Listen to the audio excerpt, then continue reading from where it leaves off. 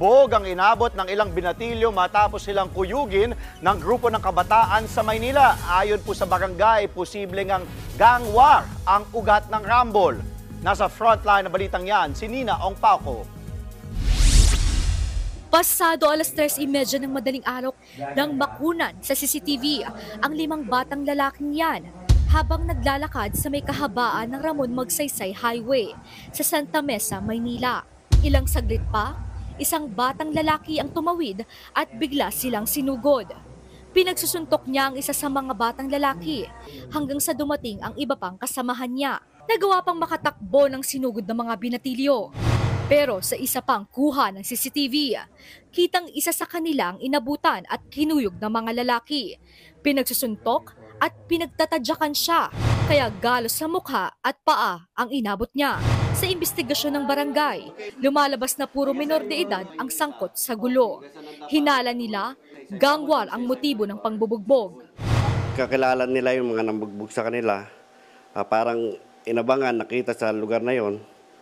Nagkataon na nagsalubong sila o nagkita na may alitan na siguro. Kaya nagkaroon ng gulo.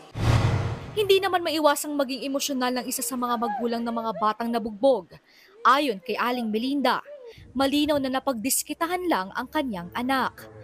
Hindi naman daw kasi nakainom ang magkakaibigan at lumabas lang galing sa isang burol para bumili ng makakain.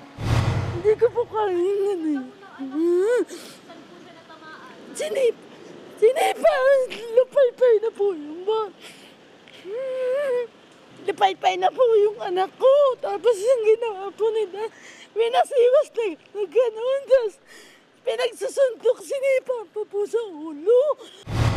Dahil sa sinapit ng magkakaibigan, desidido raw magsampa ng reklamo si Aling Melinda laban sa mga batang nambugbog sa kanyang anak. Tukoy naman na raw ng mga otoridad ang pagkakakilanlan ng mga batang nambugbog at tinutugis na siya ngayon. Nagbabalita mula sa Frontline, Nina Ong Pauco, News 5. Mga kapatid, Dimples Romana po, kumpletuhin ang inyong umaga ng mga kwentong puno ng inspirasyon. Salubungin po ang bawat araw ng may ngiti at pag-asa.